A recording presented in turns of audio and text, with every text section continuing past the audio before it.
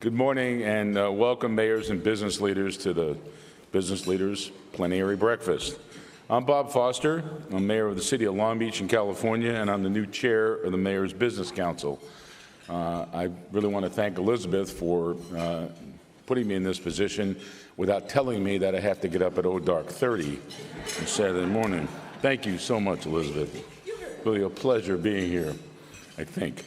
It is a pleasure. I just very briefly, before becoming mayor, I had a career in private business. I was president of the Southern California Edison in California, but before that, I did an awful lot of work in energy efficiency and renewable energy, both at the state legislature and the Energy Commission. And one of the things I was just telling Zia that I'm most proud of is that in 1972, I helped draft a statute, or actually drafted a statute that became law, which required energy efficiency standards for residential and commercial buildings. California was way ahead of the rest of the country on this. And today, in large measure from those standards that have been in place for over 30 years, California has 1/2 of the electrical use per capita that the rest of the country has. So we've done an awful lot in efficiency, and I know you're going to hear a little bit more about that later. But before we start, I'd like to call on our president, Mayor Couts, to say a few words. Mayor Couts.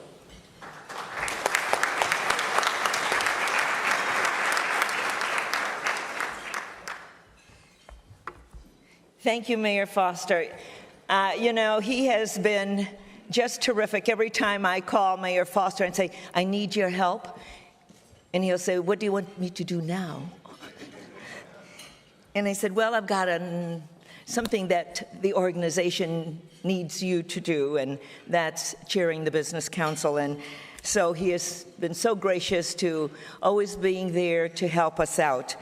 And when I asked Mayor Foster to serve, I just didn't ask him because he always said yes when we reach out to him, but because he comes with credentials and because he understands the business community. And you, my friends, are very important to this organization.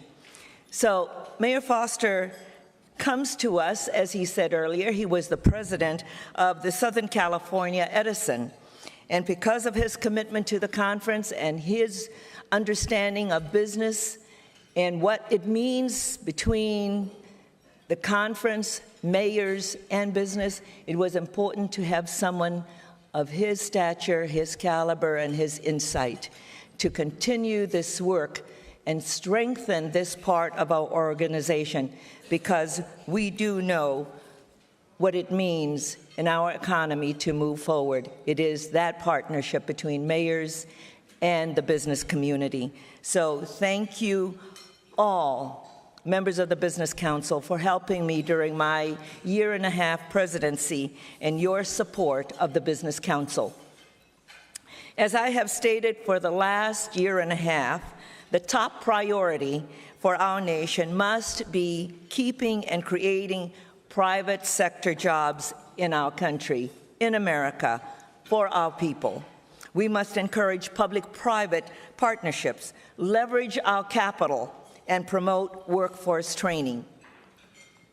At the winter meeting, I led a special panel between mayors and large company CEOs on promoting job retention and creation here in our country.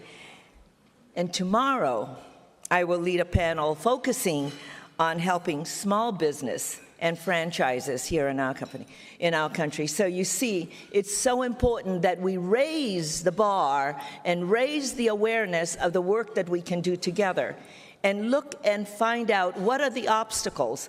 How do we begin to help each other and facilitate processes so that you, our corporations, can execute your programs, your projects more efficiently.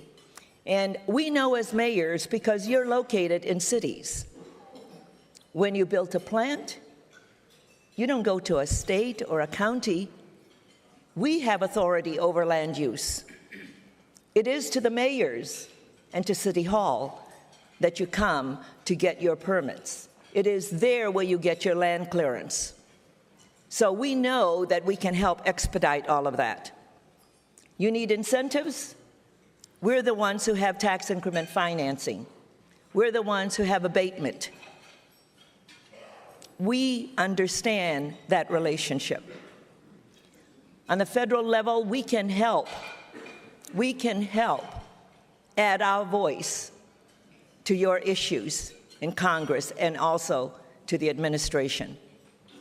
So together we can form a strong partnership. Imagine, if you will, if collectively our voices together move the economy of this nation. Don't you think we would make a difference? Come on, are you awake this morning?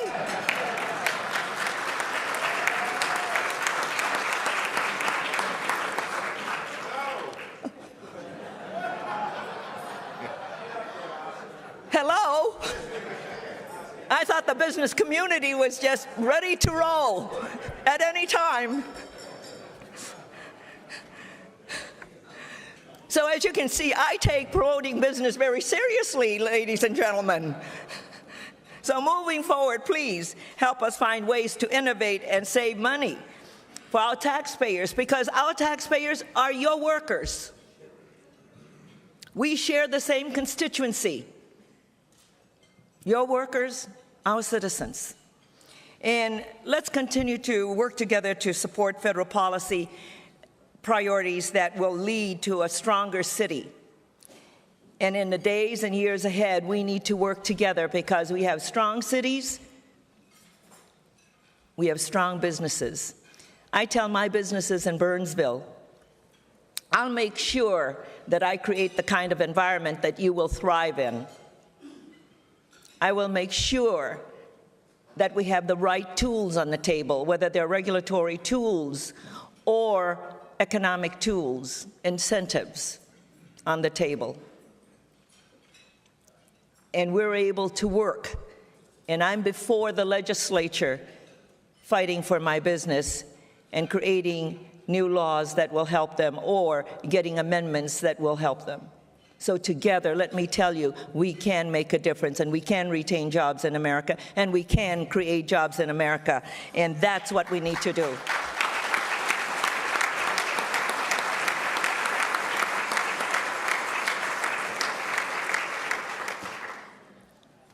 So before I turn the program back to Mayor Foster, Chair of the Business Council, I want to do something very, very special.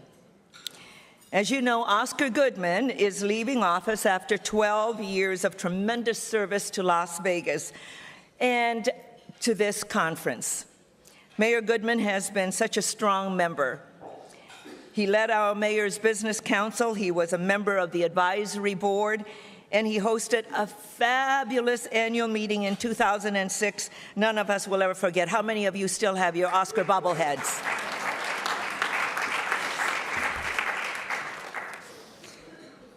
Oscar has always said he is the happiest mayor in the world. And we share in his joy that now we've been talking about this. I don't know if anybody knows, is there or has there ever been an experience where an outgoing mayor swears in the incoming mayor that is his spouse or her spouse? I don't think so. Only in Las Vegas. Carolyn Goodman is also here, the mayor-elect of Las Vegas, and she knows our organization well, and I know she will be a strong member. When she was elected, I called Tom and I said, give me Carolyn's cell phone number.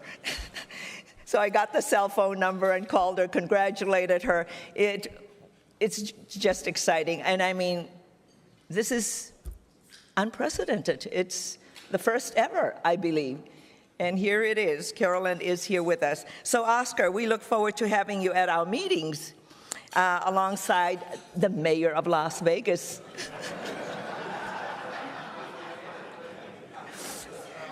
Yeah. So, ladies and gentlemen, I know that you all know that Oscar, when he was the chair of the Business Council, all of you know that Oscar has this symbol. And so I'm going to just let Tom Cochran talk about it, but please join me in thanking Mayor Oscar Goodman for his service and his sight and his energy. Oscar.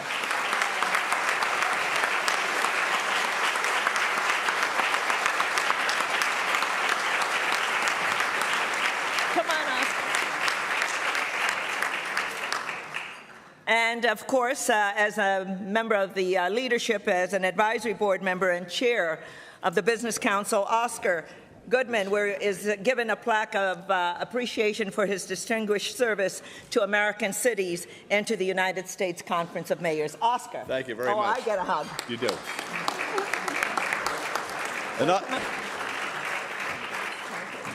Another stupid plaque.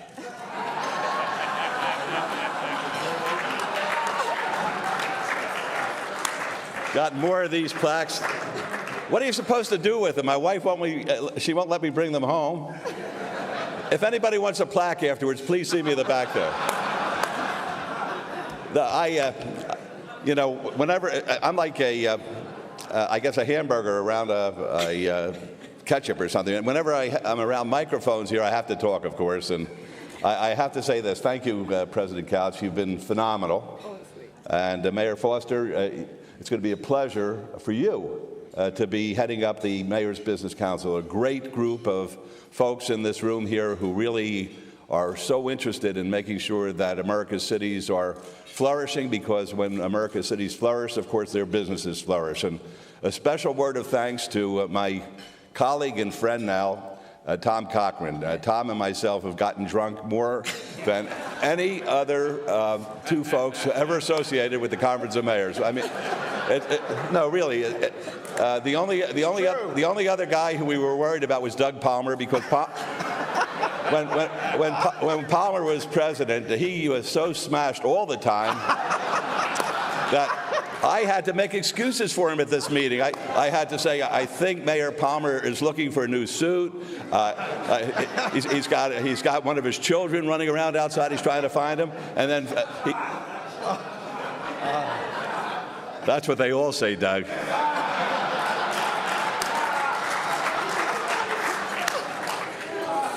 But I have to tell you a little story, and then I'm out of here forever. Although I will be coming back as Carolyn's showgirl. I'm looking forward to that new career. The only reason I ran for mayor is I got very lucky in my law career. Unlike Mayor Foster, who comes from a background of business and is legitimate, I am a criminal defense lawyer who used to represent the mob, and I had absolutely no experience whatsoever in your kind of business. And I got a role in the movie Casino, and it was awesome. Can you imagine in your first starring role, you're with De Niro and Pesci and Sharon Stone and Martin Scorsese as your director? Just unbelievable. And when the movie came out, my mother called me and she said, Oscar, I saw your movie. It's a good thing you're a lawyer. And the phone wasn't ringing, but I figured out something. I figured out how to make myself a movie star. In order to make a movie in the city of Las Vegas, you have to get a permit. And City Hall, as you say, issues the permits. So I said to myself, I'm going to run and require anyone making a movie in Las Vegas to give me a part.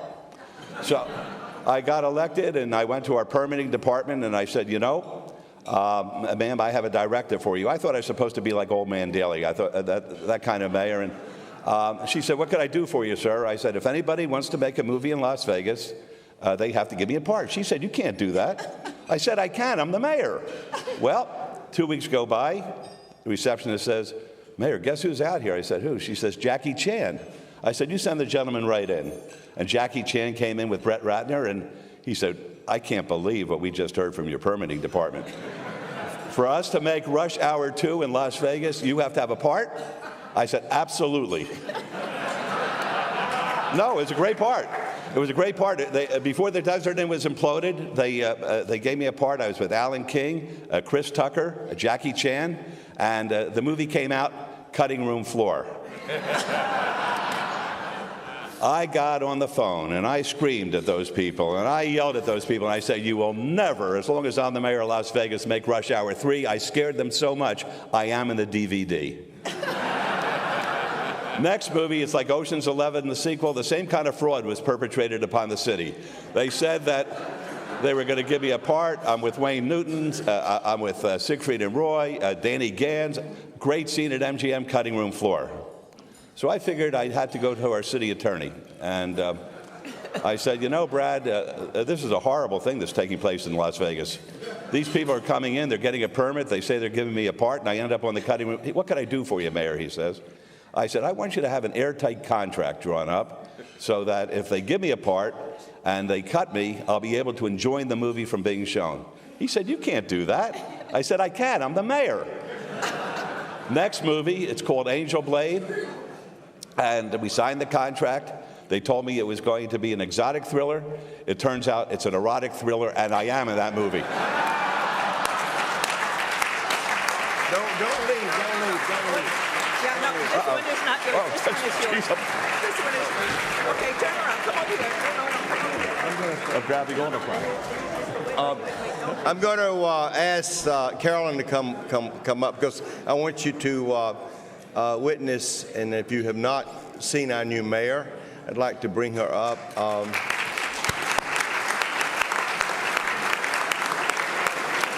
This whole, he's talking about movies. You know, with him, life is a movie. And we had Anthony and Cleopatra, we had Juan and Eva Perón, and now we have these two. And so what a powerful group, what a powerful group. But let me just have a personal moment, if I could, and just try to, so many people hear Oscar talk, and so many people see Oscar with the showgirls, but many people have never seen these two sitting in a park holding hands. And this is a situation where, you know, some people love each other and some people like each other.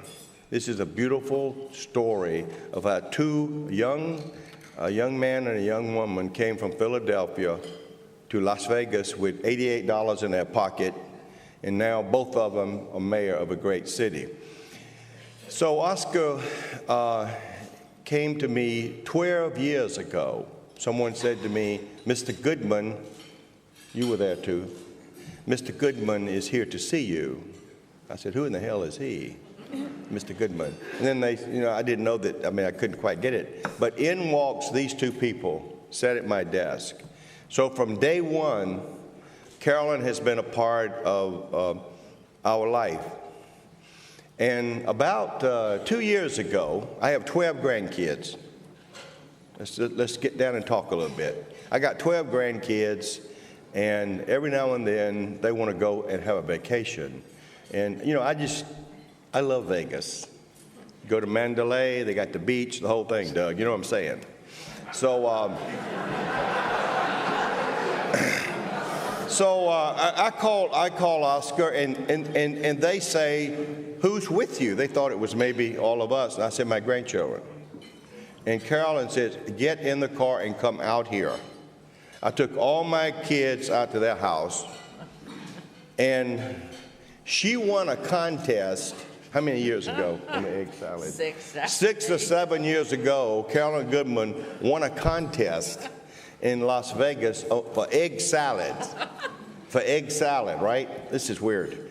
And so she made my grandkids egg salad sandwiches. And so when she won, I went out to one of the debates and I got a button. And I sent all my grandkids these buttons. And I said, this is the new mayor of Las Vegas, and she gave you egg salad sandwiches in her home. So Oscar is complaining about the plaque, but I have something for him. His symbol, you know, is drinking and martinis, etc. But all that money goes for kids, and so we have for both of you 8 martini glasses from Tiffany's to take home, and you can take the plaque and shove it because. You know what we do? We need to make. We need to go to Belgium or somewhere and make these plaques out of chocolate, so you can take them home and melt them down. But seriously, we thank you so much, Oscar, for your leadership, and we would like to. I think we need to hear from the new mayor, don't you? Yeah.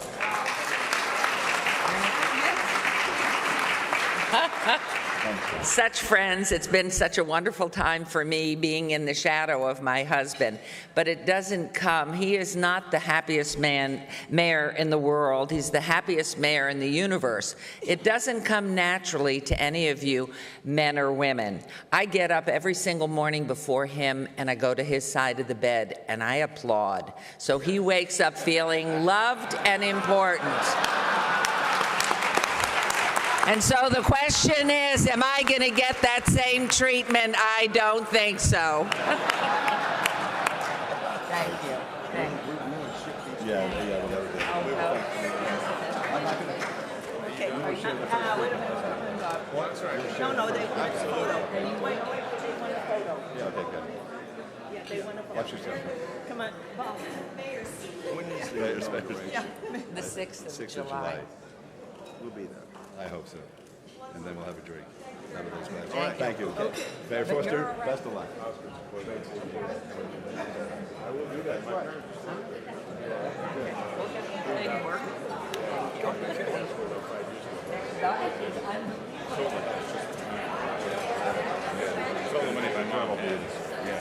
that's good. If I could do anything for you, just give me. I will give you a call. Carry into We get there. I'd like to get very involved with the business guys. I'd be happy to have that. Be happy to Thank you. Thank you so much. Thanks. Are you done?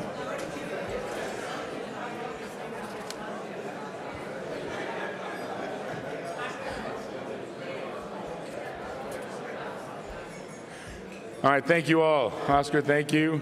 I really appreciate you saying out loud what we all thought about the plaque as well. Shh, just a little bit longer. Hang on a second. There's a very important person coming up here. Let me again thank Phillips for once again sponsoring this breakfast. They're a great partner with the Conference of Mayors, and we're joined this morning by our good friend Zia Eftekar, CEO of Phillips Lighting NA. Mr. Eftekar is a highly respected 40-year veteran of the lighting industry, and he added much substance to the special discussion Mayor Couts moderated in our winter meeting earlier this year in January on job creation. So I know he's going to talk about lighting and other issues, and I told you earlier how important this is.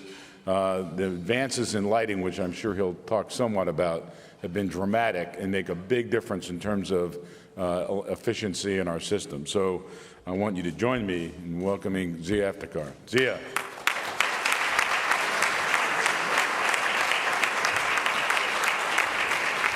Thank you, Mayor Foster, and I appreciate following Mayor Goodman. Yeah. Thank you very much. I know I'll just do as good a job as you did.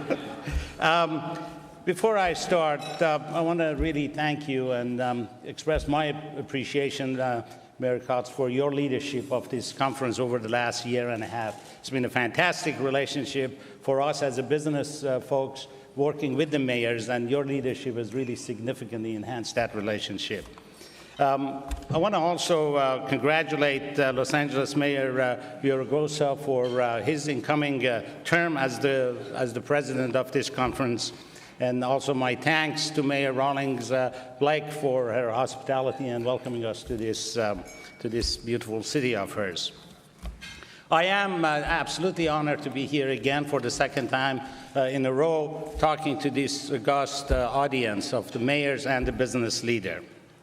You know, Phillips as a health and well-being company is driven to improve the life and the happiness of the citizens of your cities. And we are doing that through meaningful innovations in healthcare, meaningful innovations in lighting and energy efficiency of the products that all of us use. Consumers know us by some of our consumer-oriented product brand names, such as Sonic Care Power Toothbrush or Norelco Shavers. Most of you know us also as leader in LED technology and healthcare. We have a 120-year heritage of creating solutions that are really life-changing and sustainable. In healthcare, we are leading the change to provide solutions when and where a patient needs them, and have been fortunate to be able to partner with cities to make the usage of those products widespread. For instance, sudden cardiac arrest is the leading cause of death in the United States, brought on by the malfunctioning of electrical systems of the heart. And that can happen to anyone and anytime, anywhere. The survival rate is less than 5% if a life-saving resuscitation with a defibrillator is not delivered in time. The city of Los Angeles implemented a citywide PDA, public access defibrillation program, to place defibrillators in public places to be used by trained city employees and community members to respond to cardiac arrest. Let's take a quick look at the We were on our way to Paris, and I started running, and I passed out. Everything went black. Anel was a victim of sudden cardiac arrest. For victims like her, every minute truly counts. The longer you delay defibrillation, the patient's chance of survival decreases dramatically. Fortunately for her, help was readily available. She had rapid CPR and rapid use of an AED, and consequently, she's alive and well today. Every year, thousands of people in Los Angeles experience sudden cardiac arrest, and fewer than 5% survive. We can reach most of our victims within 5 minutes, but we need your help to save even more lives. Sudden cardiac arrest can strike without warning, so we placed easy-to-use defibrillators throughout the city. I feel so lucky. I feel like I've been given my life back. So please get trained on CPR and the use of a defibrillator. I did. It's very safe and very effective. Visit our website or call this number. The power to save a life is in your hands. You know, we applaud City of Los Angeles and Mayor Villaraigosa for this accomplishment. And in the folders that you have on your table, you're going to see a grassroots approach also from by a citizen in Georgia doing something similar in his community. Our efforts in healthcare also include being able to deliver care and monitor patients in their home, where they want to be and where a lot of them feel that they can recover a lot faster. Our technologies should help patients avoid going back and forth to the hospitals, remain more active, remain with their families, and obviously it will help reduce the cost of healthcare to both the patient and the communities. While the increase in demand for healthcare and living a healthier lifestyle is driven by the growing aging population, in the energy area, the energy savings, the need for energy savings, the greater awareness of the environmental issues, and reducing the escalating energy costs will be driven by the higher demand also for energy as the cities expand. As it is today, more than 70% of electrical energy consumptions are taking place in the cities. Cities is really the core of energy consumption in this country, and increasingly more is becoming so in the world. As cities expand, obviously roads, shopping centers, offices, and homes also increase, putting additional pressure on the energy resources as they also becoming, energy resources also becoming more scarce. As the largest lighting company in North America, in the world, Philips understands the challenges that you and all of us are facing in our growing cities, and recognizes that the success really starts by partnering with you, the CEOs of your cities, to come up with solutions that meet your city's lighting needs. As mayors, you are obviously looking to improve the livability of your cities by increasing the public sense of comfort, security, and safety, while you also have to balance the energy cost and the environmental awareness. You also want to create identity for your cities, giving the residents a sense of pride and tourists a destination point. Fortunately, LED technology, the newest technology in lighting, provides very, very practical solutions to those issues. The crisp white light from LED-based outdoor system, for example, is brighter. It helps eliminate the darkness, and it also makes people feel safer, reducing energy consumption at the same time by 40 to 60%. A good example is the city of Weston in Florida, which has implemented an LED-based lighting solution from Philips that has drastically reduced energy consumption in that city, lowering its energy usage costs by $160,000 a year. And also that helps reducing the carbon footprint for that city. What is also increasingly more important, that not only the initial energy cost, but also the maintenance cost for that city has come significantly down. They estimate a savings of over $100,000 per year. And of course, the new street lighting has significantly enhanced the look of the city as well. Another example is in my own hometown city of Boston, which was recently recognized for being one of the greenest cities in the United States, and is also implementing an LED lighting solution across most of the city's streets. The city is currently replacing some 14,000 typical Cobra head street lighting with one of our particular products, RX1 LED product, which incidentally we have a sample of it in our pavilion. We estimate that this will reduce the city's energy consumption by nearly 9 million kilowatts, with a potential reduction in the lighting cost of over $1 million annually. So in addition to the energy saving cost, the new lighting system will last 3 to 4 times longer, needing a lot less maintenance, and will reduce the carbon usage in the city by some over 5,000 tons of CO2. You know, incidentally, some of us think that it also had a lot to do with Bruins winning the Stanley Cup, so that was a pretty good, what was a side product of that. LED lighting goes well beyond energy efficiency alone. In Philadelphia's Avenue of Art, the city's premier arts and entertainment district, LED was used to exemplify how lighting can enhance the city's environmental feeling. Philips lighting design enhances the city, the beauty of the buildings, and the avenue for residents and visitors alike. The lighting celebrates the Avenue of Arts as a large performance space, bringing the excitement of theater to the cities. In addition, the project serves as a catalyst for development, growth, and the sustainability of the city. Of course, retrofitting new lighting solutions also involve what we can do indoors in the offices and the schools, and energy-saving issues are just as important for those spaces as well. Additionally, a lot of research that is being done by ourselves in conjunction with a number of universities is showing that lighting can also improve concentration and alertness in the students. We believe it suppresses hyperactivity, as well as improving reading and reduce their lack of concentration, and therefore making mistakes as they move forward. An awful lot of the results of those studies will be published shortly. I would like to cordially invite all of you to visit Philips-sponsored Cyber Lounge and our exhibition center that also shows some of the state-of-the-art energy-saving lighting products, as well as some of our healthcare products. You can learn about the great new lighting, efficient lighting products, which are not always the big systems. They even include very simple light bulbs as well as see some of our emergency responders type of products.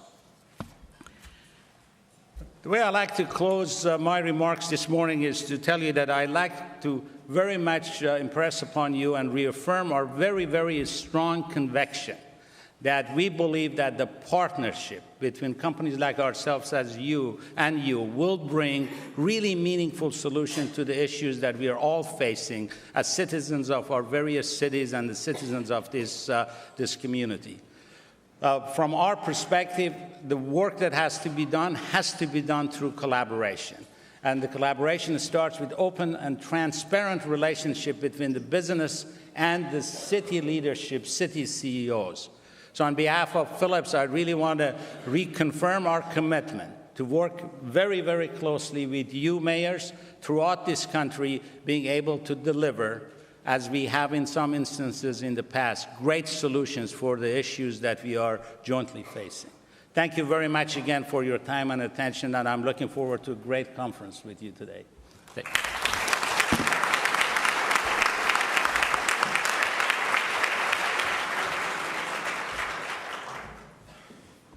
Well, thank you, Zia. I want to particularly thank you for, again, highlighting the aging of the population. It's always good to be reminded.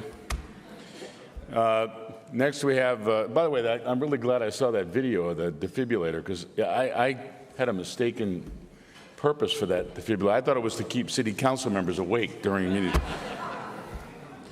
Actually, probably not a pretty good use for that thing, actually. I'd like to introduce now Tom Cochran, our CEO and Executive Director. Tom's going to say a few words and introduce the co-chairs of the steering committee. Tom. Thank you, Mayor Foster. We look forward to working with you. Congratulations as chair of our Business Council. I want to welcome all of our Business Council members here this morning. I'd like to give a shout out to Stephanie Nellums Page and Secretary here with us. If you could stand up. It's nice to have a former cabinet officer here for our panel discussion on education soon. And Stephanie was a pioneer in helping us start the Business Council, and we thank you forever for what you did for us. Thank you very much. At your seat is an invitation to visit the Cyber Lounge that Phillips has sponsored, and if you turn over that invitation, you'll see a little blue dot, Oscar, and if you do, you are the lucky winner of either the Sonicare toothbrush or the Norelco razor that is on your table, provided by our sponsors. Bingo! I want to give seriously, I would like to, okay. I'm reading this. Never done that. Yeah. Okay, we should have done that at the end of this. Hello? Please.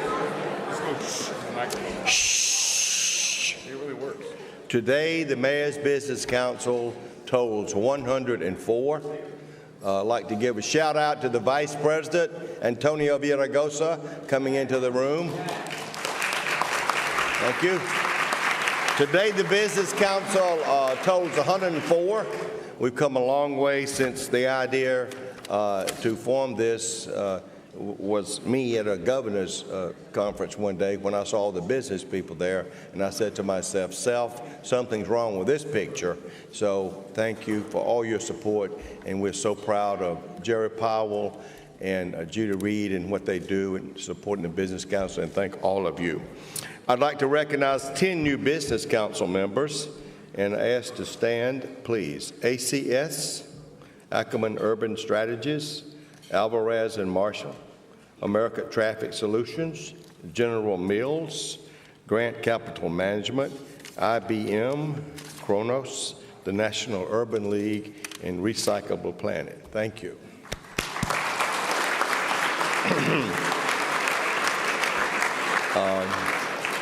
I want to thank the Platinum Partners, and Platinum is, you know what Platinum is? That means they give a little bit more. And so, okay, now, Doug, you can stand. American Beverage Association, American Management Services, DuPont, Lineberger, Gogan Blair, and Sampson, Nationwide Retirement, Siemens, Walmart, Waste Management, Inc., and Wells Fargo. Thank you very much.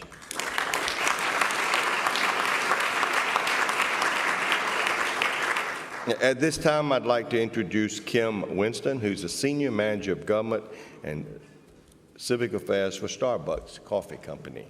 Kim, please. She is the co-chair of our Business Council. Thank you, Tom. Good morning, honored guests. And I want to start by asking how many had their Starbucks this morning? Okay, that accounts for the low level of energy. And I saw, Mayor, you are my man. You can pass a resolution that all conferences should start with Starbucks. Well, let me begin my brief remarks by thanking Mayor Couts, as always, for your stellar leadership. Madam Mayor, you have been the guiding light for the Mayor's Business Council. You have demonstrated an unwavering commitment to business. We salute your leadership, and we are certainly not saying goodbye, as we know you remain a strong partner of the business community. On behalf of the 100-plus members of the Business Council, I also want to welcome Mayor Foster as our new chair. We look forward to working with you and your leadership, and we know that we are going to forge strong ties with you, so thank you.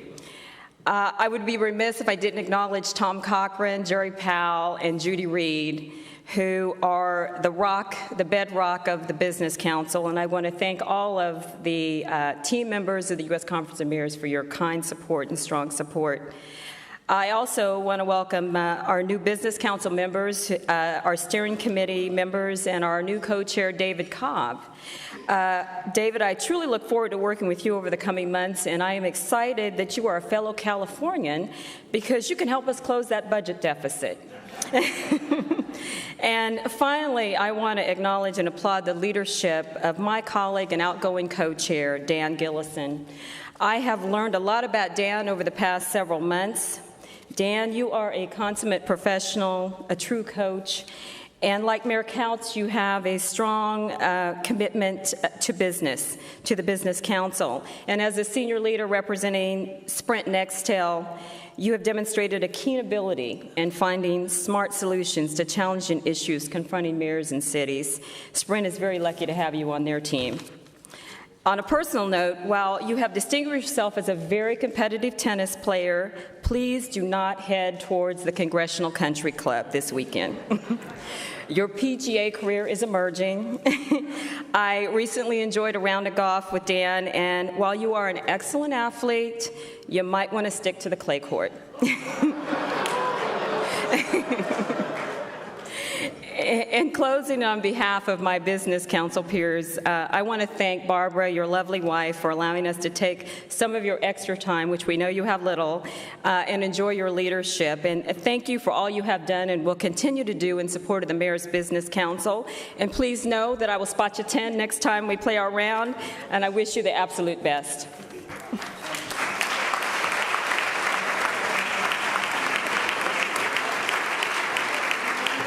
And now I'd like to invite Dan Gillison to the podium, the outgoing co-chair of the Business Council.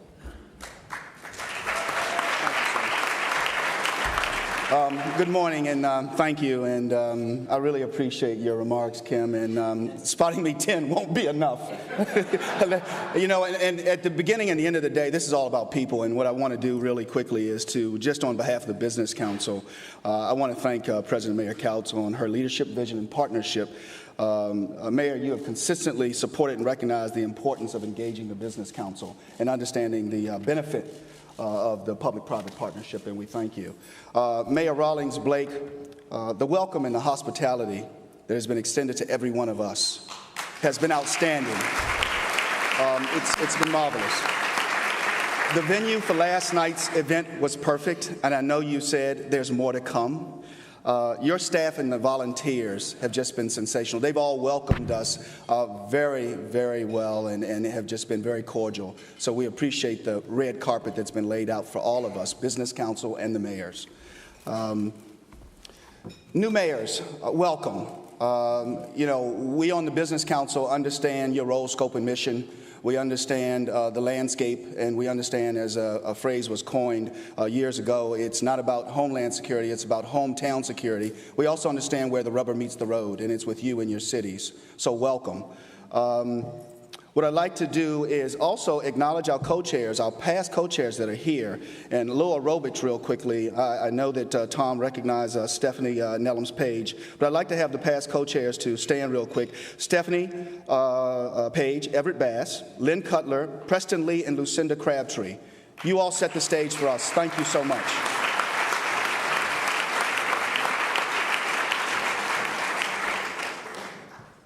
Business council members, we all travel quite a bit. Our mayors go back to our cities and operate those cities. They're the CEOs of their cities. Many of you leave here, you catch a plane, you go somewhere else.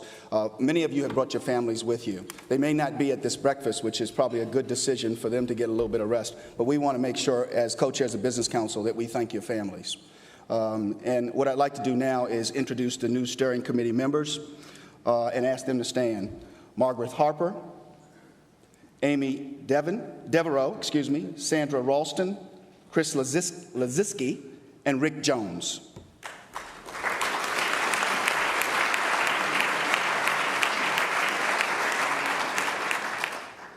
And our new co-chair, David Cobb, who was recognized by Kim. But David, welcome. I'm passing the torch to you. I know you do a great job. And as I close, I'd just like to say a special thank you to Kim Winston of Starbucks. She's already done an audit with me up here and asked me why I don't have my Starbucks cup. So I'm not going to go and check for my blue dot when I get back to my chair. I'm going to go out and get some Starbucks. So Kim, you've been outstanding. It's been wonderful to be with you. Thank you so much for your leadership and your partnership. And I know that David is very lucky to be working with you going forward. So thank you. And last, I want to do something because I know tomorrow is the day, but I won't have this mic tomorrow. So for all of you in the room who are fathers, I'd like to say a special, and for you mothers who have been fathers and in that role, I want to say Happy Father's Day to everyone. Thank you all for everything that you do. Have a great conference. Dan, just one moment. We would like to, I'm sorry, Oscar, it's another plaque. We would like to present this plaque to Daniel Gillison for recognition and appreciation of his service to the Business Council.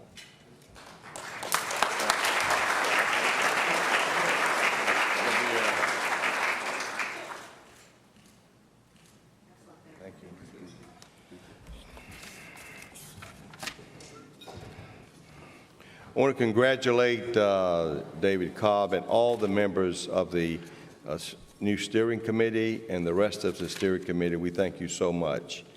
I have to also recognize Stephanie Rollins-Blake. This could not have happened if it were not for you and your team, and we thank you. We haven't opened up the meeting yet, and I feel like we've already had the meeting. So thank you so much for what you have done to make this meeting a great success. Thank you very much. Thank you.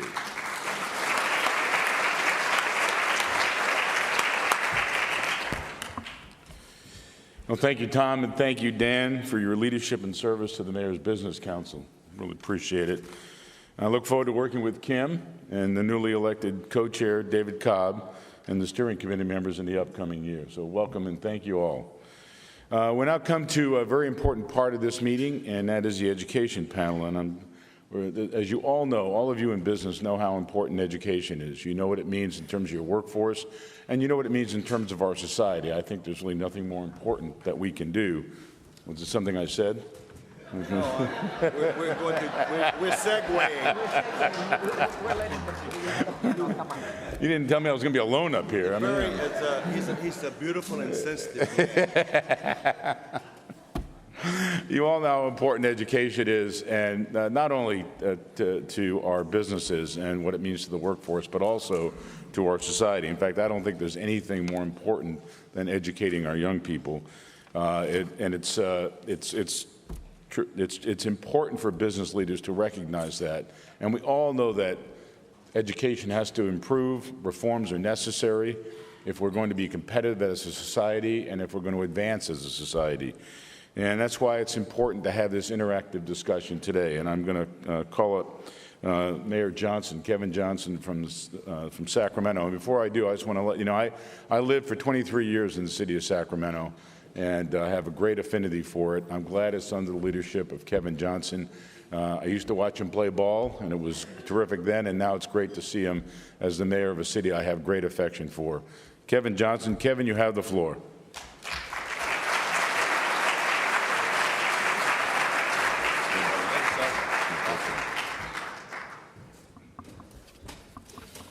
All right, good morning. How you doing out there? Great. So we have some panelists. I'm going to ask the panelists if you guys wouldn't mind coming up on stage and getting situated. We want to try to make a little time up, so I will talk while you guys are coming up. I want to say good morning and welcome everyone to the U.S. Conference of Mayors. I want to thank our host mayor for a beautiful city. You guys are doing incredible work, so thank you for hosting us. I also want to take a moment to thank Mayor Kotz for her leadership in appointing me to this task force. I want to thank the one and only Mr. Cochran for all that he does. It's a pretty cool suit you have on there. Looking good and dapper.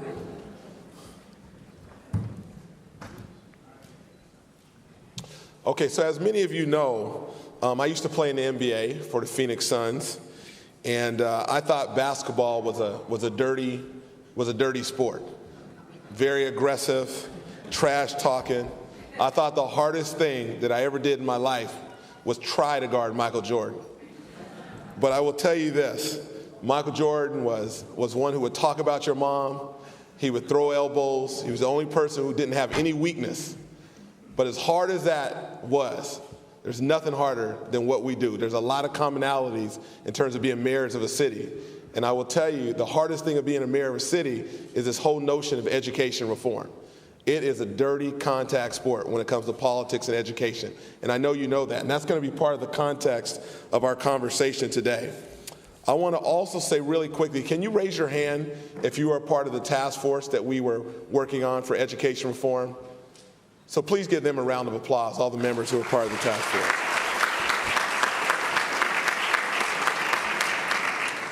There were 3 areas that we worked on when it comes to this task force. The first was understanding federal policies. We had an opportunity to have a 2-way dialogue with the Secretary of Education, Arne Duncan, talking about our challenges, our opportunities, and how federal policies impacted our local cities. So I want to thank them for that. Last year, we took on Race to the Top as a U.S. Conference of Mayors, and we were very successful in that. And I'm hoping that the Deputy Secretary will talk a little bit about that a little later. This year, we took on 2 resolutions, the reauthorization of ESEA as well as LIFO. And we look forward to getting those passed and going forward. The second area that we talked about in terms of our task force was the spectrum of mayor involvement. And I have a slide here, and I'd like to show the slide really quickly if I can.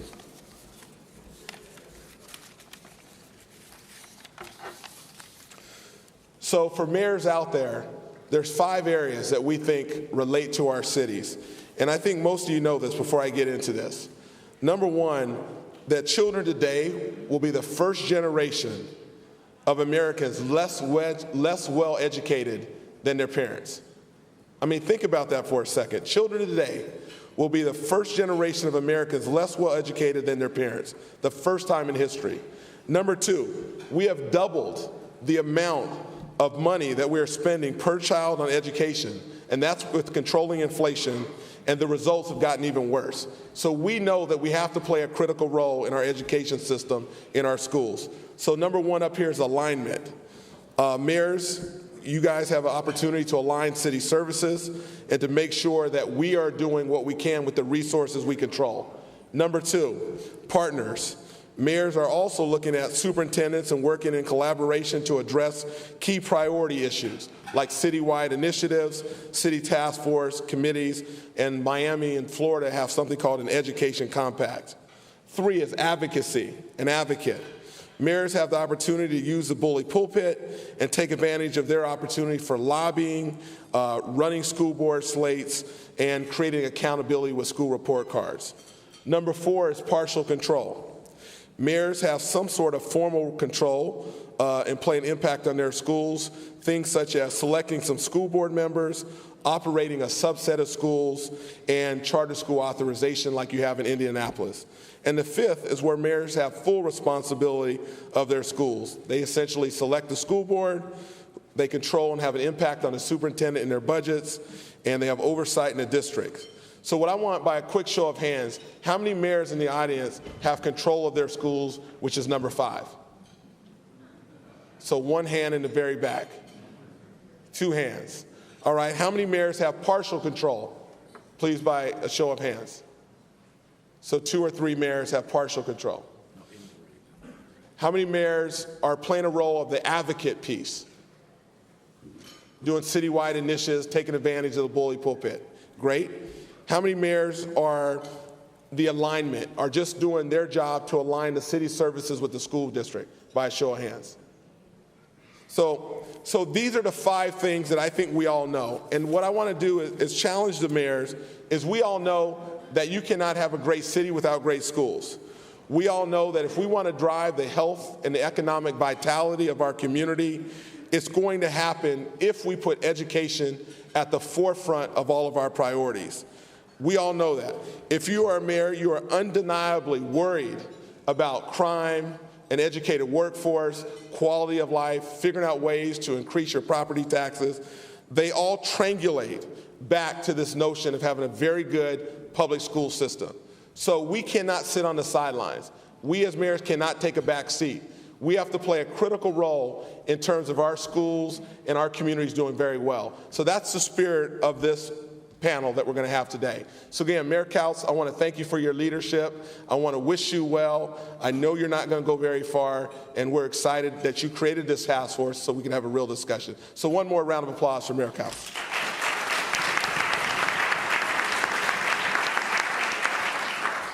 All right, so I'm going to quickly introduce each of our panelists. One thing I do want to say, and you can take down the slide, on your tables, we're looking at a 3rd grade reading initiative, so there's some information there if you're interested in participating in a 3rd grade reading initiative. And then secondly, there's best practices. So if you guys have a best practice, something you're doing or something you know some other mayors doing in the city, please write it down on that survey. And if you want to be involved in the task force in the upcoming year, please check the box on that.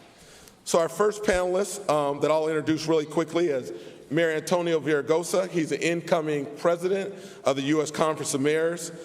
He's been fighting for reform both inside and outside of the school district. He oversees a subset of schools called the Partnership Schools in L.A.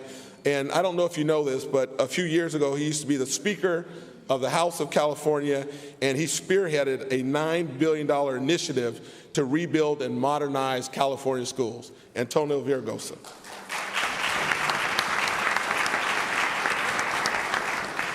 I'd also like to introduce Deputy Secretary Anthony Miller. He was nominated by President Barack Obama in 2009 as a Deputy Secretary. He's got a very interesting background. He worked in the private sector, worked for McKinsey and Company, and understands private investment and is trying to bring kind of business principles to the way this big bureaucracy works. He also has a history of working for Santa Monica and LA Unified School District. A round of applause for Deputy Secretary Anthony Miller. I'm going to skip the good-looking one, and I'm going to go down to the end to George Parker. George Parker is from the East Coast. He his story is unbelievable. He was a teacher for 20 years, ended up becoming the president of the Teachers Union in Washington, D.C. Did great work in Washington, D.C. He helped negotiate a groundbreaking collective bargaining agreement featuring innovations on teacher compensation, professional development, and evaluations. He is now taking his show on the road and talking about how teachers' unions need to be a part of education reform. George Parker.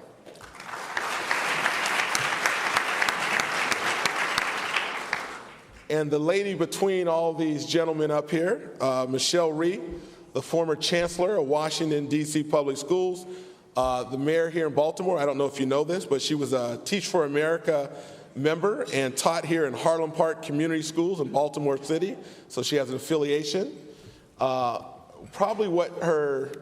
She's done a lot of interesting things, and she stirs it up. So I'm hoping that you have your seat belts on, because we're about to talk about real education reform. And in full disclosure, she's my fiance, Michelle Rhee.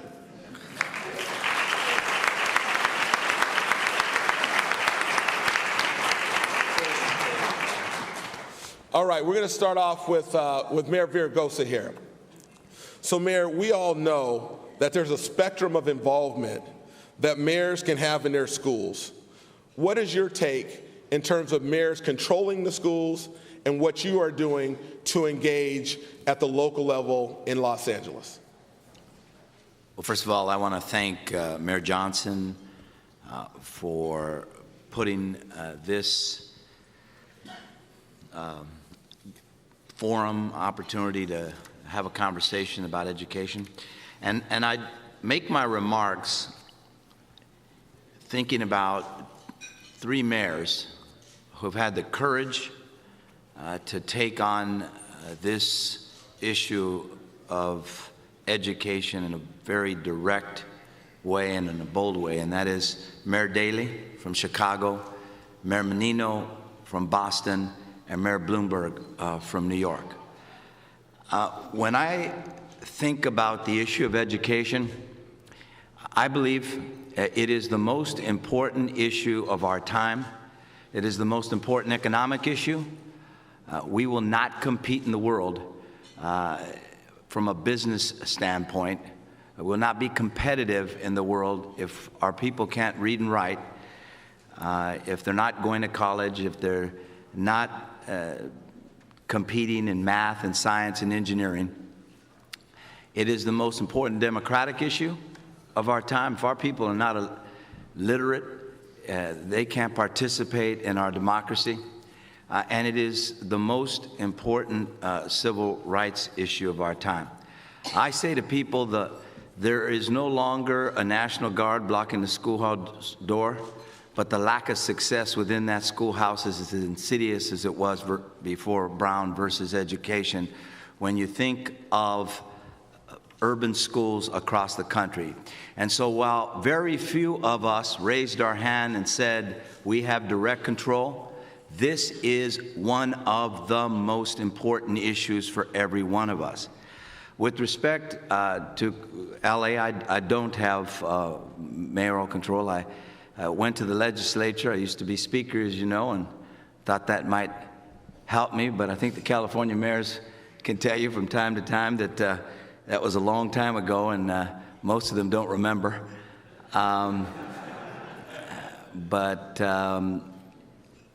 We have, I did go to the legislature to get a partnership with the school district. I was successful. The school district sued, lost at the trial court and on appeal. Since then, I've spent raised probably $8 million over 2 elections, the most expensive school board elections in U.S. history, to elect a reform-minded board that is going to challenge the status quo. I say to people that prior to that, the school board was controlled by one group, the teachers union. And let me say something about that. You didn't mention, Mr. Johnson, that I worked for the teachers union for 8 years. I am unabashedly pro-union. I have no issue with the right to collective bargaining. But I say to people, they're not the biggest problem. Thank you. They're not the biggest problem in education today, but they are the most powerful defenders of a broken system. And so what's happening today in LA, California, and in many school districts around the country is that what you have is a powerful interest group basically stopping virtually every effort to transform our schools. Now, that's not true everywhere, as you just heard. There are cities where teachers and the unions are getting in front of the battle for reform. But in most of our cities, they have been the biggest opponents. So I don't have mayoral control. I do have a passion for these schools. And, you know, I want to end, because I want others to speak, with this. Mayors, don't let anybody tell you this isn't a mayoral responsibility, that this isn't a job issue. This is the most important job issue of our time. And we, every one of us, on some level, some more than others, need to be involved in these schools if we're going to be competitive. I'm looking at my friend Mayor Goodman. He's always in my city trying to take business from Los Angeles. And he can tell you that if our people aren't competing, we won't be able to do that. So I'll let the next question go to the next speaker. But I want to thank you again, Mr. Johnson, for putting this together. Awesome. So you hear a mayor's perspective. Now you're going to hear a perspective at the federal level. So, Deputy Secretary, one of your administration's priority is the reauthorization of ESEA. I think it would be helpful for us to understand how you're trying to improve the No Child Left Behind Act and what is the prospects of making that reauthorization happen. Sure. Thank you, Mayor Johnson. First of all, let me commend you, commend the committee, Mayor Berriosa, Michelle, and George for your leadership in trying to improve education. First, the context. We are at a crisis in this country. We are absolutely at a crisis, yet collectively we're not behaving as if we're at a crisis. Our education system is failing us. It is fundamentally an economic, democratic, and social equity issue. We've got business leaders here. We've had a series of meetings, coincidentally, this week in Washington, D.C. with Business Higher Education Forum, Business Roundtable. And to put it in context, national security. Some of you know 70% of our youth today can't qualify for military service. That's a combination of not being physically fit, having a criminal record, or not being academically prepared. If you talk to the defense industry, they say in 5 years, it could be as short as in 5 years, they will be constrained because of talent issues, not enough qualified scientists, technologists, engineers.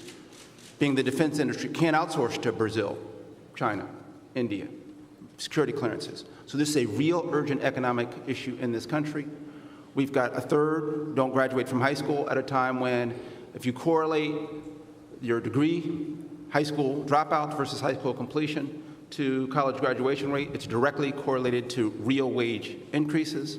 And so it's a multiple. So you have real wage increases, so it goes to quality of life. But it's also either a virtuous or vicious cycle, meaning if you came from a household where your parents actually completed higher education, you're, as a child, more likely to complete. And the opposite's also true. So at a time when the future jobs, highest growth jobs require more than a high school diploma, the fact that our education system is failing us is truly a crisis, and we have to do all we can. It's with that context that we are committed to trying to reauthorize ESEA.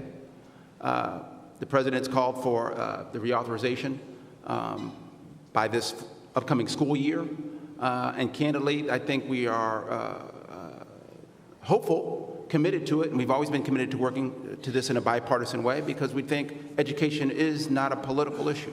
It is a bipartisan issue. But the question is, will we get there, kind of given the dynamics of Washington? We're hopeful and we're committed to it, but it's unsure. We're unsure.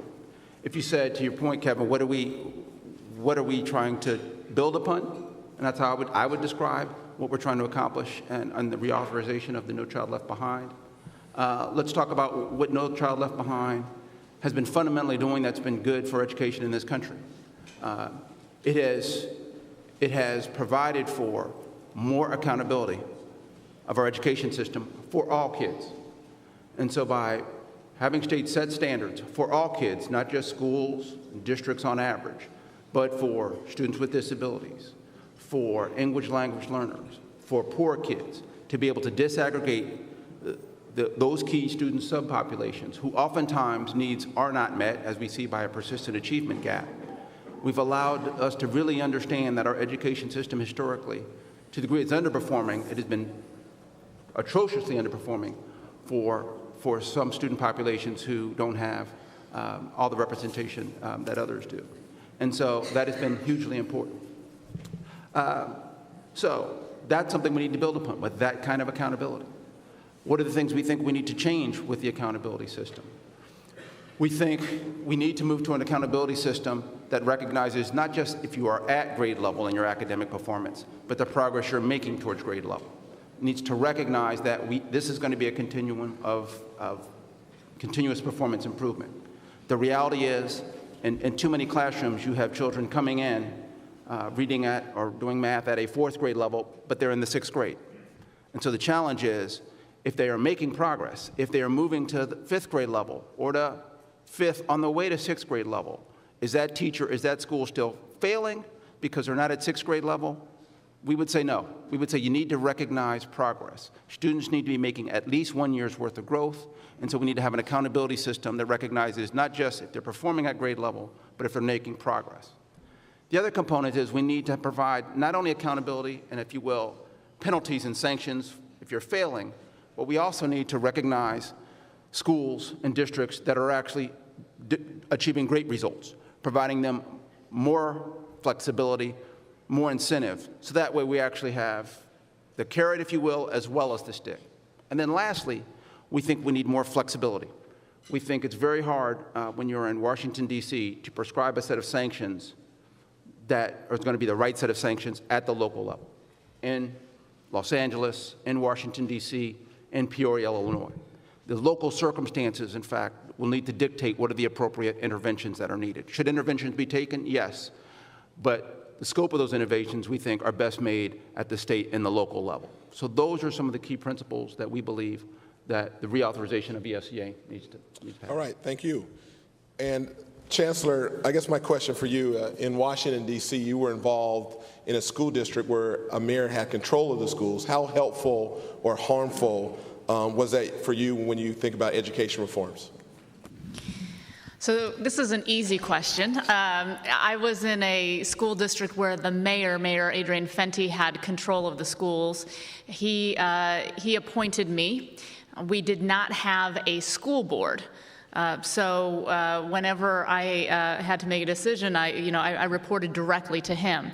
And I was, I think, the envy of all of the other superintendents across the country who told me oftentimes that they spent between 60 and 70% of their time trying to jockey and play politics amongst school board members, trying to manage those folks. And they'd say, well, I need to get 7 out of the 11 votes if I want to push this policy forward. And it would very, very time consuming. I used to listen to those folks and think, wow, I've got it pretty easy compared to that, because when I wanted to enact a new policy, I'd usually go to Mayor Fenty and say, sir, this is what we want to do. And he'd say, great. It was very efficient like that, very easy. So I will say this, that doing the work in a school district and trying to enact really significant change is difficult enough as it is. If you have to spend the time doing all of the politics, it makes it even more difficult and more time consuming. I think that the work that we did in DC, if nothing else, what it showed is what is possible within a very short period of time. So we went from being the lowest performing school district in the country and what most people refer to as the most dysfunctional school district in the country, where, for example, when we took over the schools, only 8% of the 8th graders in the city were on grade level in mathematics. 8%, which means that 92% of our young people did not have the skills and knowledge necessary to be productive members of society. We went from being at the bottom to, after 2 years running the school district on the NAEP examination, which is a national gold standard exam, we were the largest, fastest growing school system in the entire country. So we were leading the nation in gains in both reading and math, both the 4th and 8th grade levels, and we were the only jurisdiction in which every single subgroup of children improved their academic standing. So I think that what our experience showed is that mayoral control can definitely work, and what it can do is ensure that you are seeing more aggressive results in a faster time frame. All right, Mr. Parker. So my question for you, you recently shocked the country when you decided to partner up with Michelle and work with her organization, whom everyone said was your sworn enemy. Tell us a little bit about that decision. All right, good morning, everyone, first. So first of all, I want to verify that she had a mayor that had complete faith in her. And when we started negotiating the contract, Michelle put something on the table, and I said, we're just not going to deal with this. So you remember, and I called up and said, I want to meet with the mayor. And we went in, and I think the meeting lasted about 10 minutes. 'cause I was expecting the mayor to yay. I'm going to listen to what you got to say and reverse what it is she's talking about here. But 10 minutes, and the meeting lasted about 10 minutes, and he made it clear to me, whatever she says, that's where I stand. So I verified that you had some undying support. But I tell you, it started by me doing some self-examination and realizing what you said, Tony Miller, in terms of we're in a crisis, in terms of education. And when we're in a crisis, for example, when we're in a war, you don't care whether the person who's got your back is black, white, whatever. It's like the only thing that matters is their ability to do what has to be done. And as I looked at this, and actually Michelle's and my relationship was not as bad as it looked in the press. We agreed on more things than we actually disagreed on. It was a lot of the disagreement was on the really hot button issues. And I don't have to tell you as mayors, the hot button issues is when you start talking about personnel, when you start talking about the bread and butter issues with the unions, which is the same with my union, is when Michelle started talking about tenure, you start talking about seniority and those kind of things. Those are tough issues. They're very tough issues for unions to deal with, all right? So for me, it was a matter of saying, what's most important to me? Do children really matter? And when I answered that question, it became very easy for me to say, okay, do I care more about my political career? Because remember, the word former is in front of my name as union president. Yeah, all right. Do I care about children? Then to do that, I have to have the courage to follow my conviction. And through the arguments that Michelle and I had, the one thing that I never did was question her commitment to children. And I don't think you ever questioned mine. We both wanted the same thing. We had some issues in terms of how to get there. But as I looked at it and I said, and I'm telling you, I really thought about this because I can tell you, sometimes I walk a lonely path as a union president saying some of the things I say. All right, as a former president. But having the courage to say, look, if children are first, then the differences that we have should not outweigh my desire to help children. And so that meant for me, when I looked at Michelle, I said two things. Do I really believe she cares about children? The answer was yes. Do I really believe that she is serious and hardworking to get this stuff done? The answer was yes. And do I want to do that? Yes. So then the differences that we had in no way outweighed the commitment to help children. And that's why I decided to join, because I believe that Students First has a lot to offer and is going to play a significant role in how we move to make our schools quality schools. So that's pretty much why and how I came to this. So in the interest of time, I'm going to ask each of the panelists one more question, and then if folks in the audience have a question, raise your hand and we'll try to get to at least two questions before we get out of here. So I'm going to go back to Mayor Virgosa here. Mayor, you saw the movie Waiting for Superman. Can you raise your hand if you saw the movie Waiting for Superman? So about half the room. So in the movie Waiting for Superman, Jonathan Alter of Newsweek said the Democratic Party has become a wholly owned subsidiary of the teachers union. What impact has financial support in elections from unions had, in your opinion?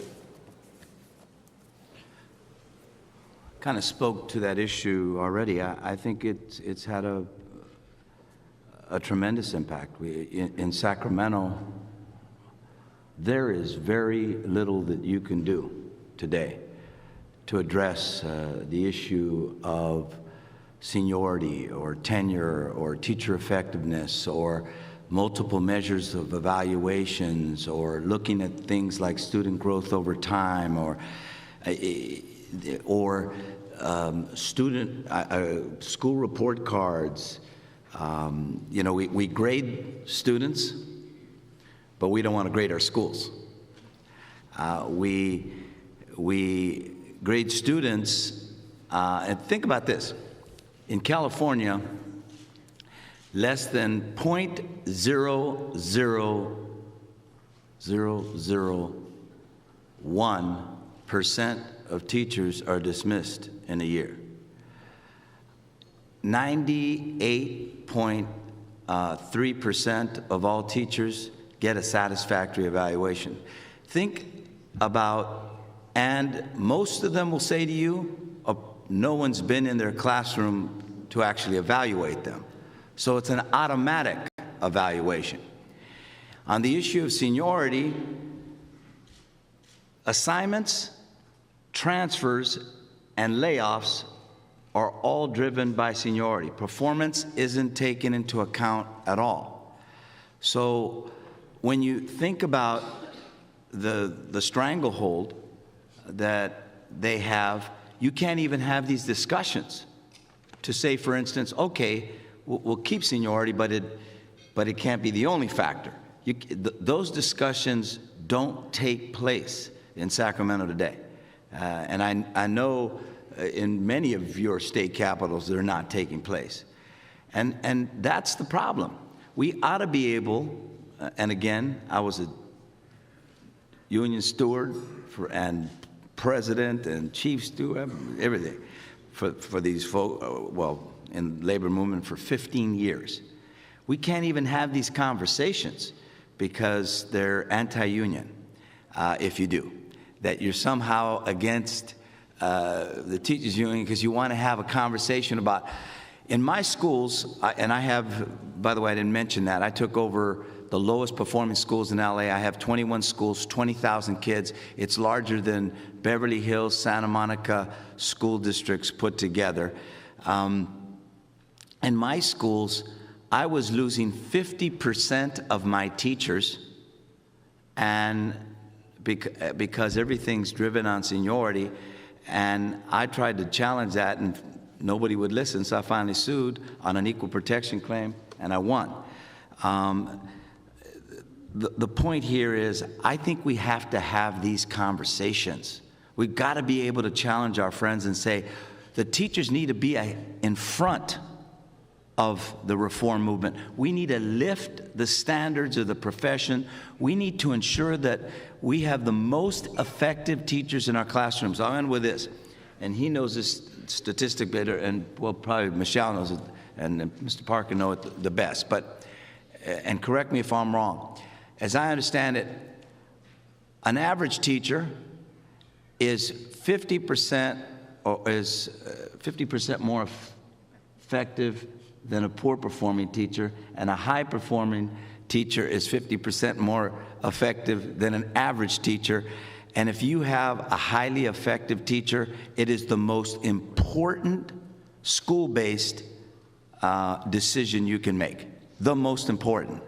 And so working with them to try to figure that out has got to be our challenge. Because right now, in the low-performing schools, and many of us represent areas in that, guess who goes there? They're the must place. If you saw Waiting for Superman, it's the lemons that disproportionately get pushed into those schools, which is one of the reasons why they're failing as they are. Thank you. Mr. Miller, the president has been clear and unrelenting about the fact that we should reward excellent teachers. In his words, stop making excuses for the bad ones and reward the excellent ones. This has caused a kind of a shift in our country. What are your thoughts on ways that we can differentiate amongst teachers, and what will it take? Yeah, no, this echoes what the mayor just said. The importance of having a highly effective teacher in the classroom is really how we're going to improve the education system. And so what are we trying to do to accomplish that? One, we've been very clear in our grant making and in our regulatory and legislative actions to basically change the definition of what is a highly effective teacher. Historically, we define teacher effectiveness based on highly qualified. And so at the federal level, we call it highly qualified, which is much more around your credentialing, when the research shows whether you have a master's or not doesn't necessarily, in fact, it's not correlated to how effective you are at improving student achievement in the classroom. And so we've said, basically, if you're going to assess how well a teacher is teaching, you need to take into account how well their students are learning. As basic as that sounds, there have been laws that have prohibited that in states around the country. So with our federal Race to the Top monies, we've said, starting with, you have to remove laws that prevent linking student achievement to teacher evaluation. We've gone further in saying we need to, in fact, explicitly link them, not 100%. It can't be just take the results of the test and the results of the test dictate who's highly effective and who's not. That would be too simplistic. There are too many mitigating factors. And so, but it clearly needs to be taken into account in a very significant way. And that should be driving compensation, placement, and tenure decisions. Now, this can be done, and you have states and districts all around the country actively doing this. And I'm sure Michelle and George can talk about the work that great work they're doing in DC with the impact in terms of to put in new systems to do just that. For those of you who may be familiar with the recent legislation that the governor passed in Illinois, signed a bill, SB 7, for the first time has said, we're going to do away with LIFO, the last in, first out system as we know it. Right? We are going to now base tenure and placement decisions, in fact, based on teacher performance, that's in large part based on student achievement. For the first time, if you get, regardless of tenure, 2 unsatisfactory ratings in 7 years, you can be removed, and you'll be removed from the classroom. It's gone farther and says, we are in fact going to allow for extended school days and extended school year, things that we think are needed, and the teachers can't strike over those kinds of provisions. Now, what's remarkable about that legislation is, one, people would say that can't be possible, that we actually are doing away with some of these provisions that have limited education reform. Here's what's remarkable. It passed overwhelmingly in the House, in the Senate, signed by the governor, with the support of the teachers union, with the support of the reformists, with the support of the business community. It was roughly about a 3-year effort, so this is not happen in a course of months, but the forces are coming to a line in this country that are making these kinds of major breakthroughs possible. And so I think that's why our belief, as we talk about what's needed, is the role that this group plays, mayors, right, in your communities, advocating for these kinds of changes. This notion of advocacy that Kevin started the discussion with is absolutely critical. It's absolutely critical that, one, our voice is known, that we have to have higher standards. Right? Many states are committing to those. But right now, too many of our students who we say are prepared when they graduate high school need remediation when they get to college. That's just factually true. We are not competitive. So we're lying to kids every day saying so one, we have to keep higher standards. 2, recognize they're going to have higher standards. Here's what's going to happen. We see it in Tennessee and other states. As soon as you adopt higher standards, what was, in the state of Tennessee, 92% of my students were proficient against those standards. As soon as you raise the standards, guess what? It drops to 60%. You can imagine that the populace, the voting public, is outraged. Throw the bums out. You have to provide the leadership, the political leadership, the courageous leadership to say, no, it's the right thing to do. We have to accept that we are going to have a transition, and so your leadership voice is critical. And I think the last thing is, you've got to use the bully pulpit to mobilize parents and communities to demand much, much more from the education system than what it's delivering. We can't have the difference between a highly effective teacher and an average teacher is tremendous. And right now, too many parents frankly think, boy, I would much rather have a small class size. All right? I would much rather have 23 kids in my class because that's what I think Johnny or Jane needs. But if you put them in a class of 30, that can't be. Every day, if you said, boy, give me an excellent teacher with 30 kids, give me an average teacher with 23, take the 30 every time. Every time. But yet we're spending billions of dollars to reduce class sizes, and we're not spending $1 billion to make our teachers much more effective. All right.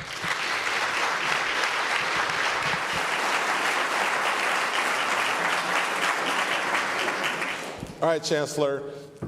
So, in D.C. public schools, you negotiated a new contract that the union essentially traded higher pay for giving up tenure. I guess my question is, can you tell us a little bit about that, but also put a face? We're talking all this policy stuff. Put a face on it so it makes sense to the layman. So first I want to say that teaching is the most difficult job that a person could possibly have. When I was working in D.C. as the chancellor, I'd walk around the streets all the time. People would say, "Oh, you have the toughest job in the city," because I'd get criticized all the time, and I'd say, "No, I don't."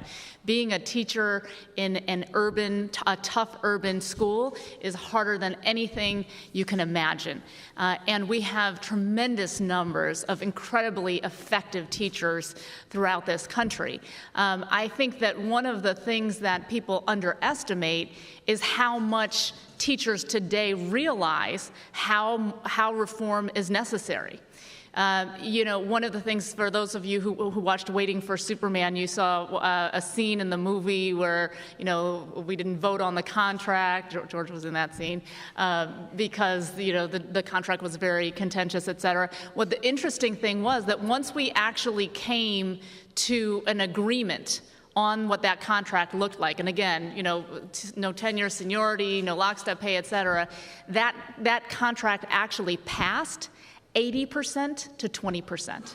The vast majority of teachers had absolutely no problem with higher levels of accountability as long as they knew that they were going to be treated in a fair and transparent way and that they would be rewarded for seeing positive results for kids.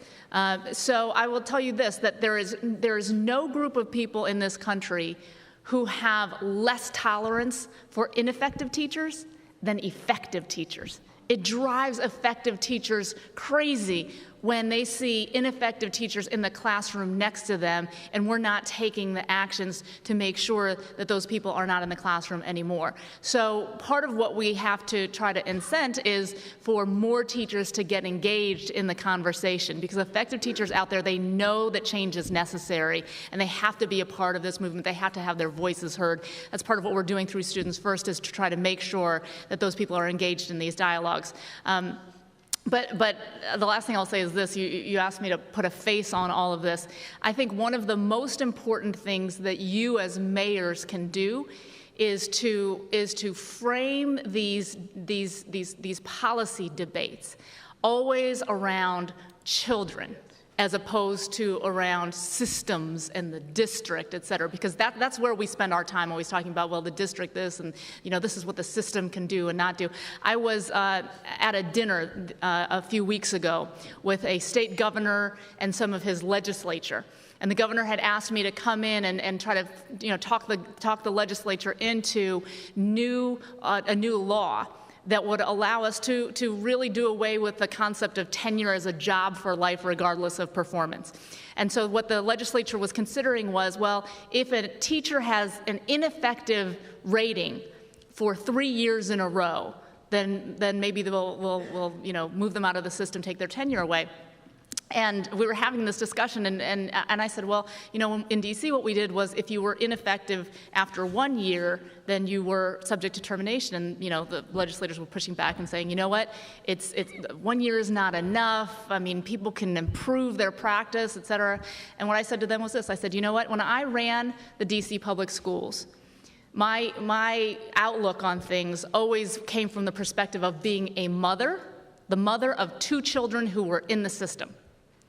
So when it came time for us to make the decision about how long we were going to let an ineffective teacher stay in the classroom, I said, if we know after a year that a person has been rated as ineffective, and we make the decision that we're going to place that person in a classroom again for the second year, then I have to be okay knowing that one of my 2 children could have that teacher that following year. I would never, ever allow that to happen for one of my 2 girls, ever. No one in this room would ever allow that to happen for one of your children. So as decision makers, we have to be willing to look at it from that perspective. If that's not a decision that we would make for our own children, then that is not a decision that we can make for other people's children either. And I think the more that we can focus our policies on what is in the best interest of children, as opposed to the systems, I think we're going to be much, much better off. Awesome.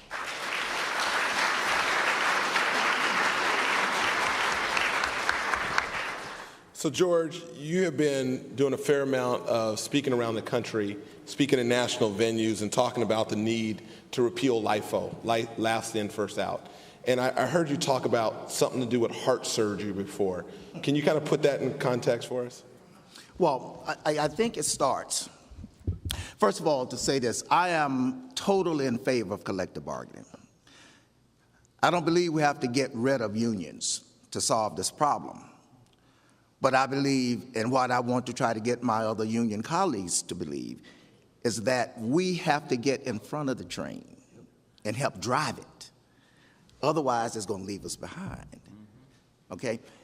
But in terms of, and that gets to the part of LIFO, and that is to deal with the facts and the truth. And so when we talk about LIFO, which is the mainstay called seniority, in reality, as a union president, and when we got the contract, and we now have some of the highest paid teachers in the country and et cetera, and I remember when I was talking with my board, when everyone was congratulating the contract, and I said there's still one missing piece why I'm still not happy. It's because we still have children who are not getting the quality of education that they need. And that as a union leader, I can never be completely satisfied when the only thing I feel I accomplished is for adults. And so when I said to my board, I congratulate you on voting and supporting the performance-based accessing, because that says to me that is no longer based on how long has a teacher been teaching, decides who is going to get in front of children, and that it doesn't matter whether it's a union president or anyone else saying this. This is a reality, that if I have to have heart surgery and I go to the hospital and the hospital says our doctors operate, they have a contract, and who gets to give you heart surgery is based on seniority, and then they say Dr. A has seniority, and his last 10 patients died on the operating table. And Dr. B, he only been conducting heart surgery for 7 years, but all 10 of his patients have recovered and doing well. And I say, well, I want Dr. B. I'm sorry. We do here by seniority.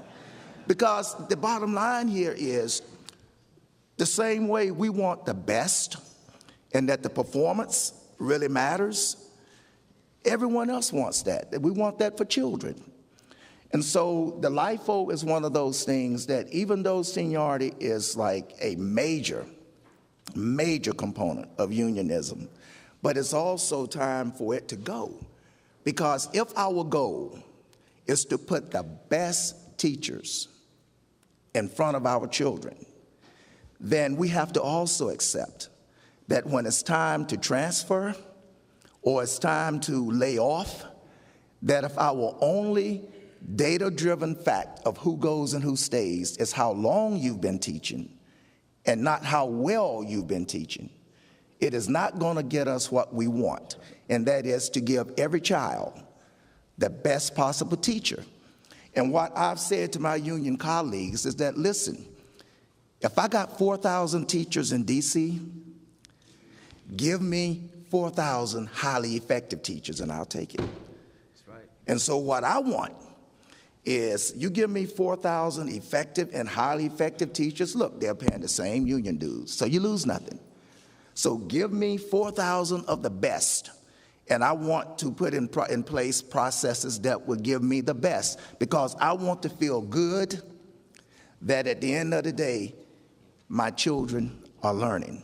And so that's the reason, Kevin, why I'm against LIFO, because I think as long as we support LIFO, we can never guarantee our children that they're going to have the best possible teacher in front of them. But I also caution that as mayors, as you begin to address this, A good teacher is not afraid of being held accountable. That we learned when they voted on the contract.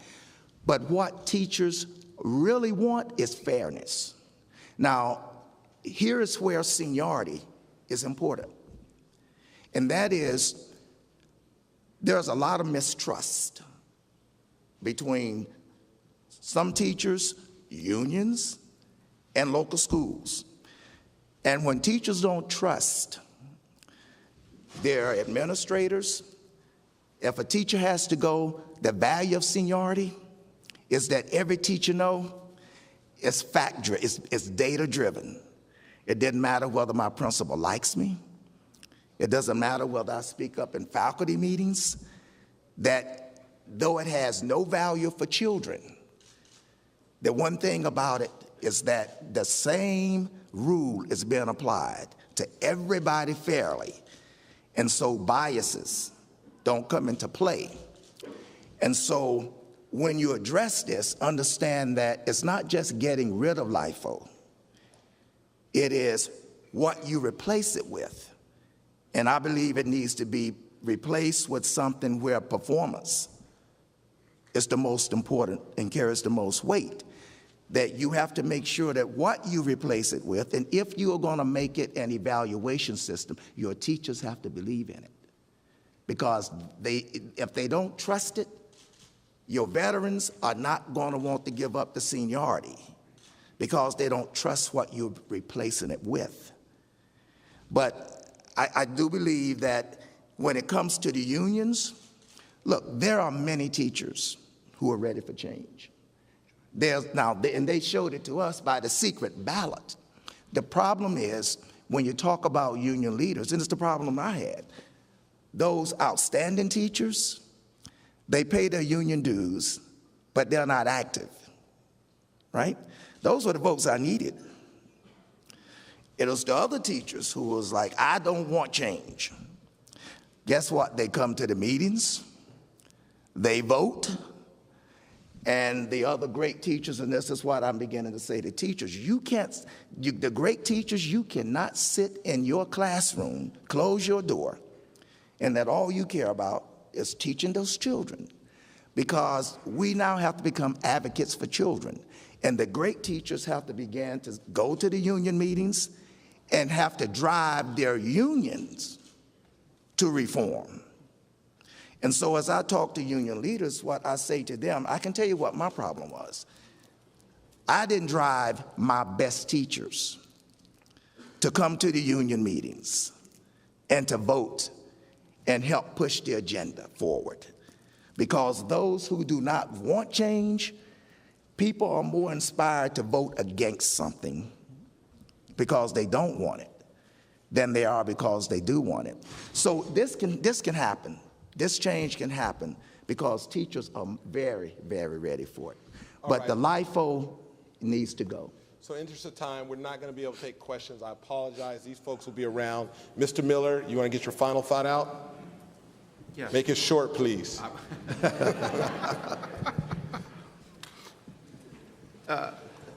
Making it short, we have a crisis of education.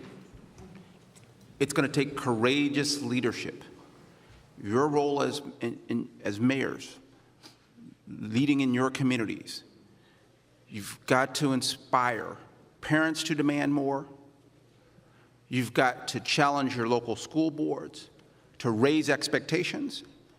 And since most of you don't have accountable, you have to call for greater accountability for students' needs to come first. That's what, if we can do that, because this is a local game. 90% of the resources are not provided at the federal level. Standards, curriculum, assessment criteria, graduation rates, graduation standards, teacher licensure, all those provisions are not federally mandated. If we're going to fix education, it's because leaders like this are going to work at the local level and at the state level to make the difference. Thank you. Chancellor, can you?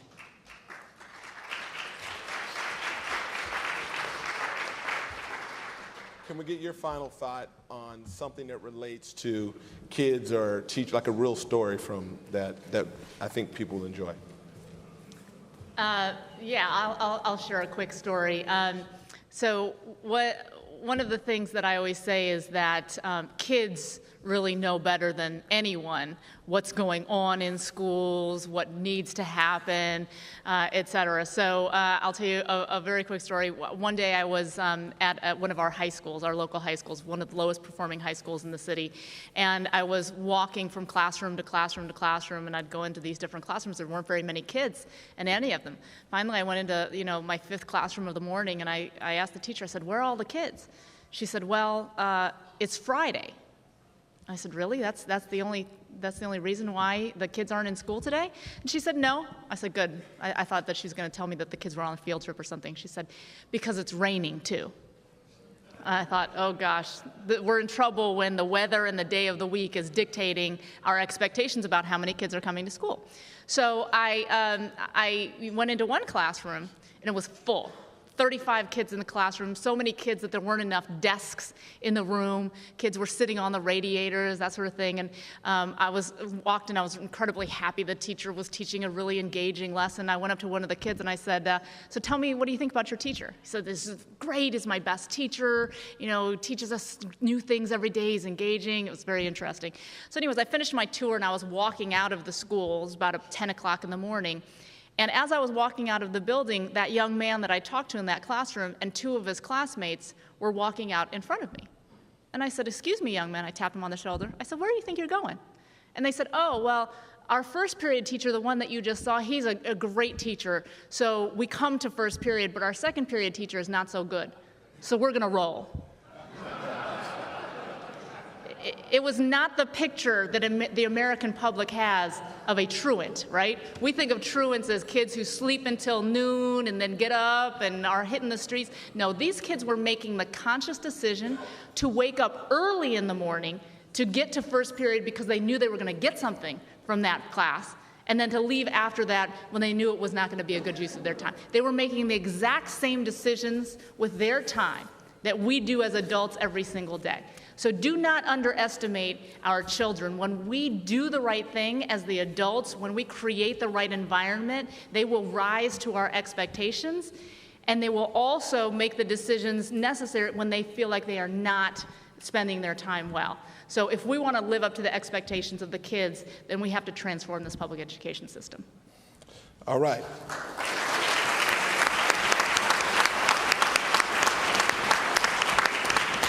And our final word will be from our incoming president. I just want to thank you, Mayor Villaraigosa, for making education a priority. And I think my question for you is, how will you prioritize education in this organization's agenda in the upcoming year? Well, I think if this organization is going to be relevant, and we've got to ask ourselves today how relevant we are, then we're going to have to get in front of this issue. We can't use the excuse that we don't have control of the schools like they do in Chicago, New York, and Boston and other cities.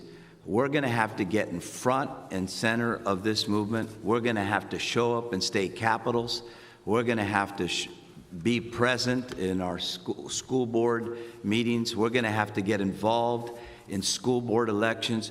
We're going to have to get involved in the conversation about how America begins to compete with the rest of the world in this issue of education. And every one of us who say, job number one is job creation, well, we're not going to be able to create the kind of jobs we need in our cities if our kids can't read and write. So I intend to submit to you for your approval, of course, that this issue has to be front and center of one of the most important issues that mayors have to advocate for now and into the future. Let's give a round of applause for our panelists.